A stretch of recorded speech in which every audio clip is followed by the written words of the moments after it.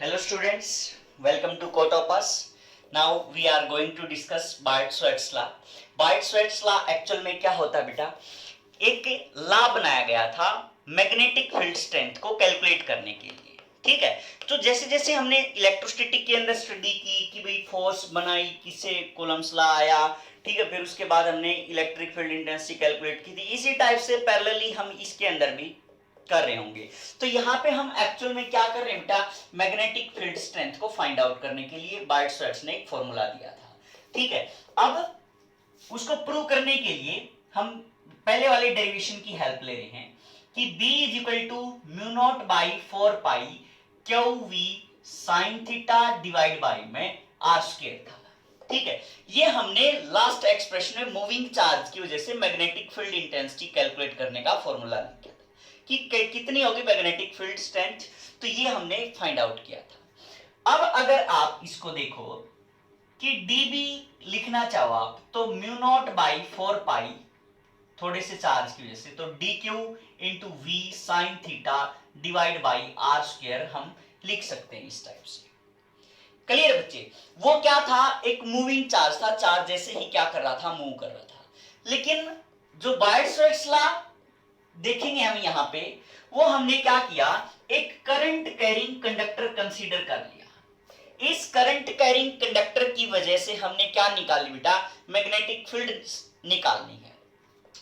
अब जो current carrying conductor किया है आपने कंसीडर, उसमें एक इंपॉर्टेंट पैरामीटर होता है दैट इज करंट एलिमेंट, ठीक है।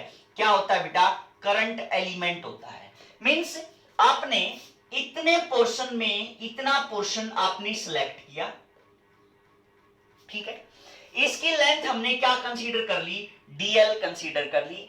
इसमें से आई करंट फ्लो हो रहा है, तो जो आई और डीएल की प्रोडक्ट होगी वो क्या बन जाएगा बेटा, हमारे पास से करंट एलिमेंट बन जाएगा। क्लियर बच्चे? तो हमने करंट एलिमेंट को कंसीडर करना है यहाँ पे।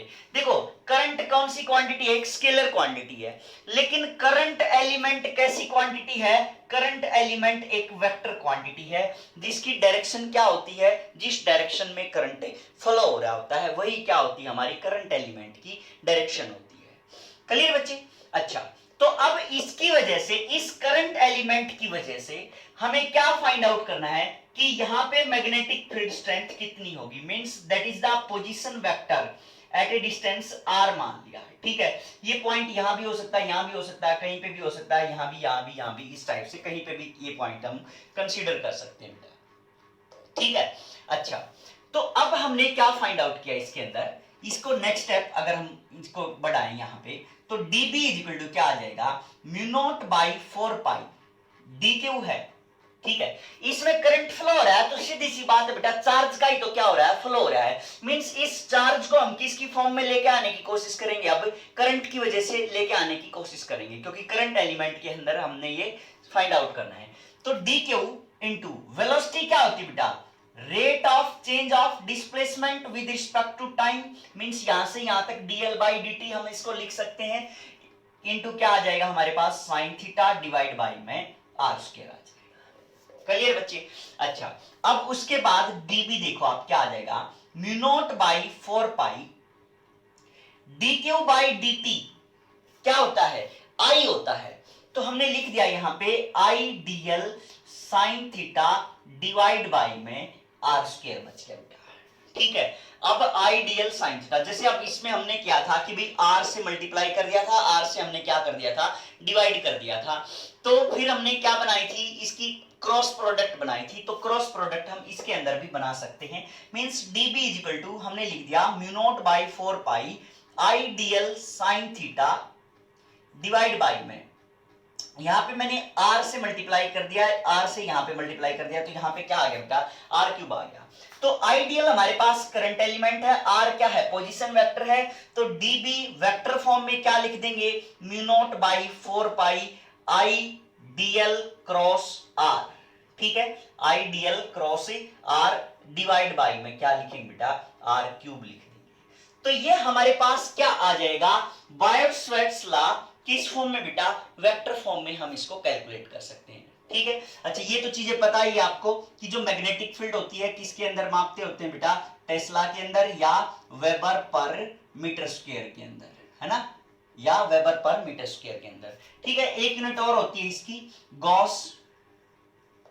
ठीक है, 1 टेस्ला किसके इक्वल होता है बेटा, 10⁴ गॉस के इक्वल होता है। ठीक है, तो ये इसकी क्या है बच्चे, मेजरिंग यूनिट है। अच्छा म्यू नॉट बाई 4 पाई की वैल्यू भी हमने फाइंड आउट की थी, कितनी होती है बेटा, 10⁻⁻⁷ आ जाएगी यहाँ पे। तो ये हमारे पास क्या आ गया, बायट-स्टोक्स लॉ इन वेक्टर फॉर्म।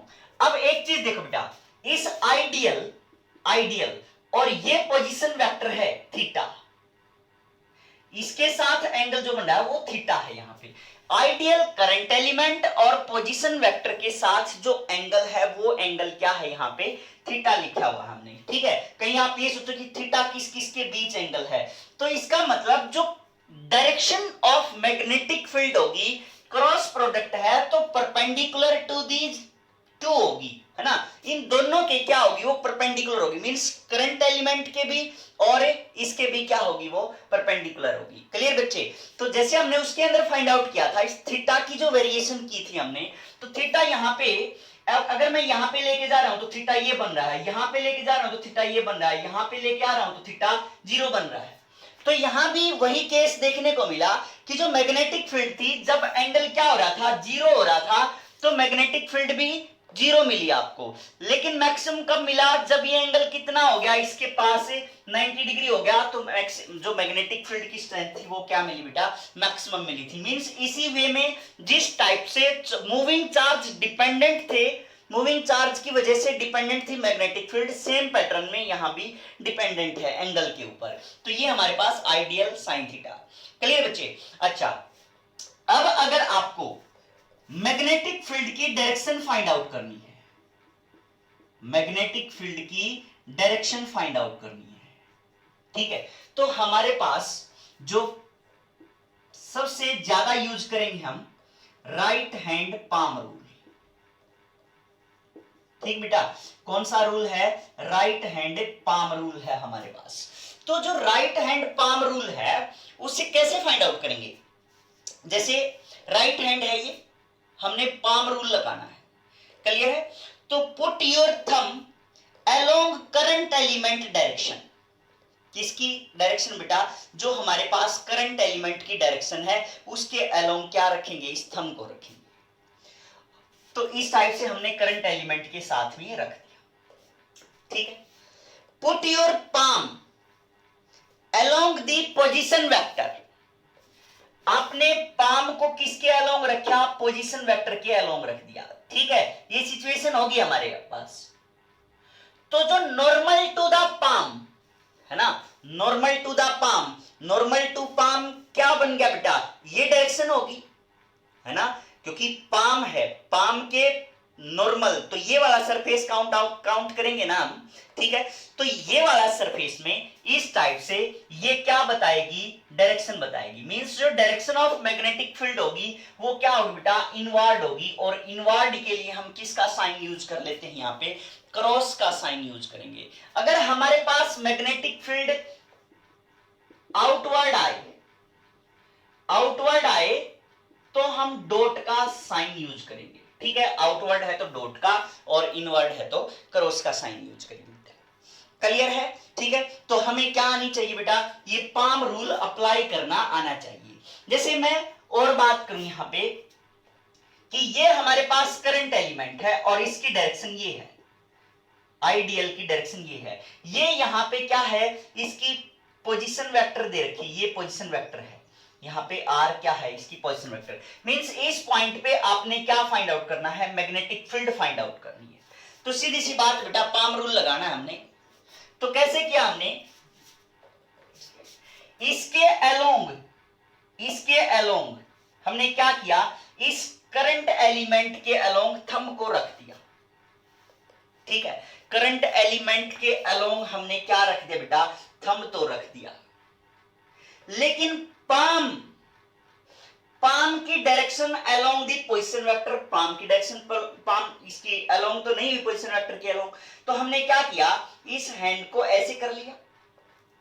ठीक है, तो पाम की डायरेक्शन क्या होगी, अलोंग पोजीशन वेक्टर होगी और करंट एलिमेंट थंब के अलोंग चला गया। ठीक है, अच्छा अब जो डायरेक्शन होगी पाम की means normal to the palm जो होगा वो ये होगा।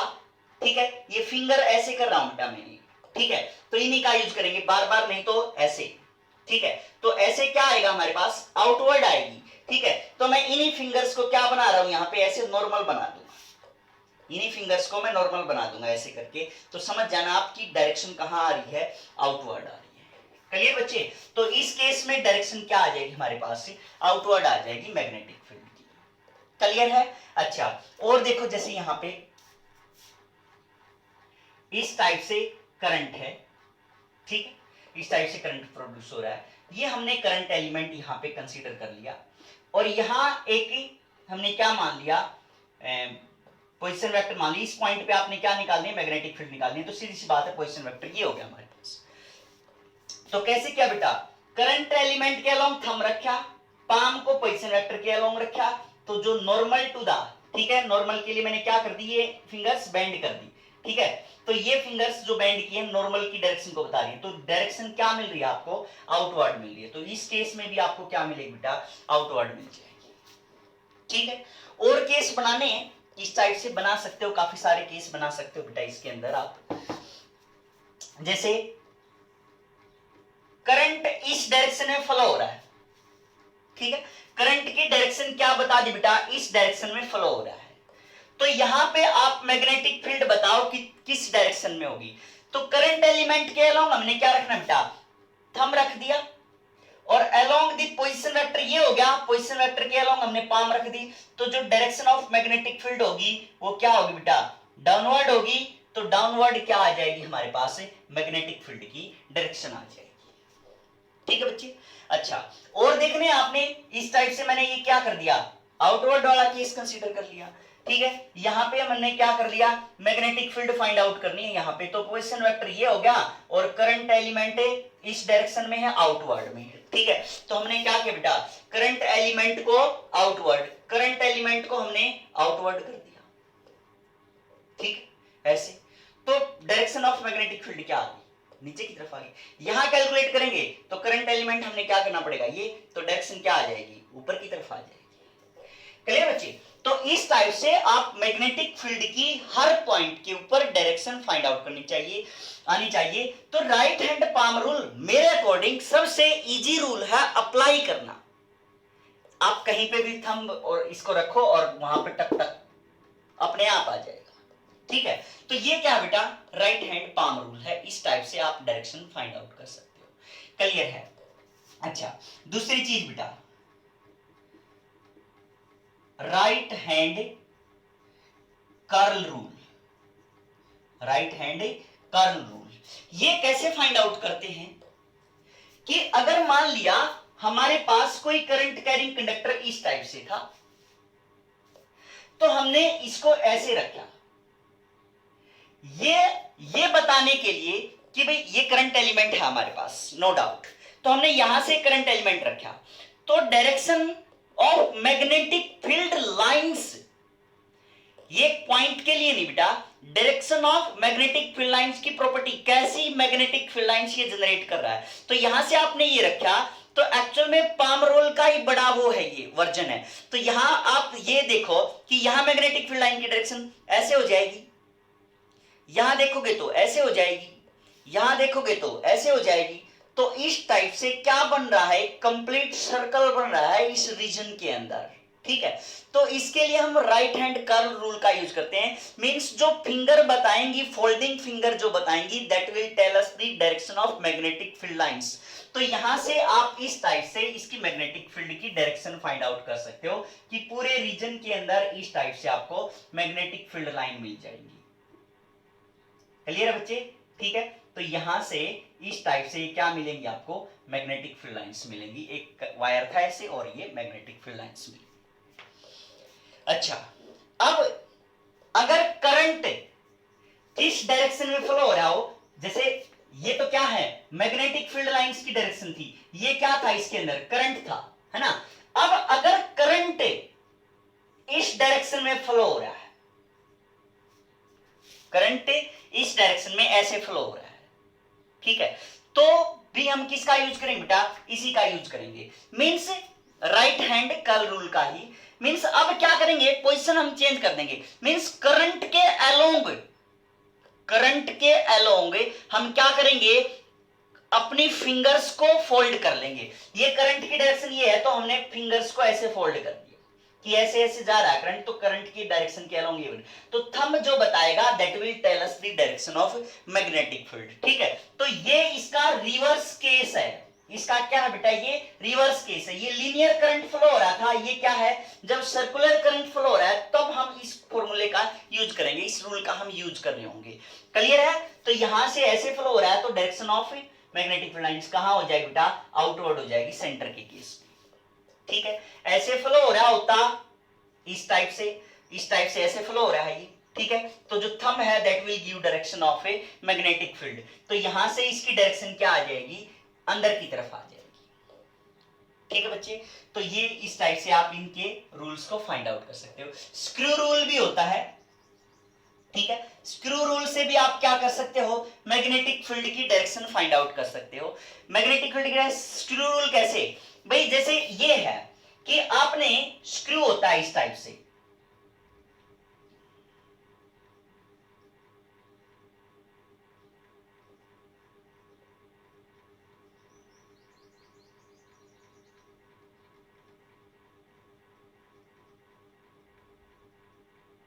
ठीक है। तो इस टाइप से क्या होता है बेटा, स्क्रू होता है। तो स्क्रू के केस में आपने क्या करना है, यहां से इसको घुमाते होते हैं, ठीक है। तो ये भी इसी को फॉलो कर रहा होता है एक्चुअल में। तो अगर आप इस डायरेक्शन में घुमा रहे हो, इसको इस डायरेक्शन में घुमा रहे हो, तो कहां जा रहा होता है बेटा, ये ऊपर की डायरेक्शन में जा रहा होता है। तो जो स्क्रू की घुमाने की डायरेक्शन, स्क्रू को ऐसे घुमा रहे हो, तो जो करंट इसकी स्क्रू की मूविंग डायरेक्शन होती है that will be direction of, किसकी डायरेक्शन होगी बेटा, मैग्नेटिक फील्ड की डायरेक्शन आ जाएगी, ठीक है। अगर करंट इस डायरेक्शन में फ्लो हो रहा है, इस डायरेक्शन में फ्लो हो रहा है, तो जो इसका मोशन होगा स्क्रू का, वो क्या बताएगा, मैग्नेटिक फील्ड की डायरेक्शन बताएगा, ठीक है। अब ये अगर ऐसे ऐसे होता, इसकी डायरेक्शन कैसे होती, ऐसे होती, तो ये क्या होता, नीचे की तरफ आता, तो नीचे की तरफ क्या आती, इसकी मोशन नीचे की तरफ होता, तो वो डायरेक्शन क्या बताती, मैग्नेटिक फील्ड की डायरेक्शन बताती। वैसे अगर 1-2 नंबर में बोर्ड में आ जाए तो कोई बात नहीं है, नहीं तो आपका काम इनसे चल जाएगा, ठीक है, क्लियर बच्चे। तो ये आपको इंप्लीमेंट करना आना चाहिए, ठीक है। तो screw rule, right hand curl rule, right hand palm rule, ठीक है। राइट हैंड पाम रूल का हम मैक्सिमम यूज करेंगे बेटा इसके अंदर, क्लियर है। अच्छा, अब एक चीज और देखो, इस बायट-स्वेट्स लॉ की और भी फॉर्म हो सकती है, बायट-स्वेट्स लॉ की और भी फॉर्म हो सकती है। कैसे हो सकती है बेटा, जैसे ये हमारे पास एक फॉर्म होगी कि dB is equal to mu naught by 4 pi I dl cross r divide by में r क्यूब है, ठीक है। इसको हम और फॉर्म में किस में लिख सकते हैं बेटा, करंट डेंसिटी की फॉर्म में लिख सकते हैं, बायट-स्वेट्स लाइन करंट डेंसिटी फॉर्म। तो करंट डेंसिटी क्या होती है, I by A is equal to क्या होता है बेटा, J होता है, ठीक है। अच्छा, तो अब हमें I लिख रखा है यहां पे, तो क्या करना पड़ेगा, इससे एरिया से मल्टीप्लाई और एरिया से ही हमने डिवाइड कर दिया इसको, क्लियर है। अच्छा, तो अब हमारे पास I बाई ए क्या बन गई, करंट डेंसिटी बन गई, तो mu naught by 4 pi J area into DL, area into length volume, तो ये हमारे पास क्या आ गया बेटा, डीवी आ गया, ठीक है। तो इसको क्या लिख देंगे हम, J current density vector quantity cross R into DV divide by में क्या लिख देंगे, आर क्यूब। ये हमारे पास किस फॉर्म में आ जाएगा, Biot Savart's law in current density form में आ जाएगा, ठीक है। ये भी एक्चुअल में क्या है, बायट-स्वेट्स लॉ ही था, ठीक है। ये बायट-स्वेट्स लॉ ही था, किस फॉर्म में बेटा, जब चार्जेस मूविंग की फॉर्म में है, मींस जो डीबी आएगा यहां पे mu naught by 4 pi Q into V cross R divide by में आर क्यूब। ये क्या है बेटा, ये भी बायट-स्वेट्स लॉ है, क्लियर बच्चे। तो इन तीनों फॉर्म में से किसी को भी आप यूज कर सकते हो, इजीली एप्लीकेबल है सारी चीजें, ठीक है, तो थैंक यू बच्चे। तो इट वाज ऑल अबाउट बायस्फीयर लॉ। नेक्स्ट हम कंटिन्यू करेंगे इस लेक्चर को।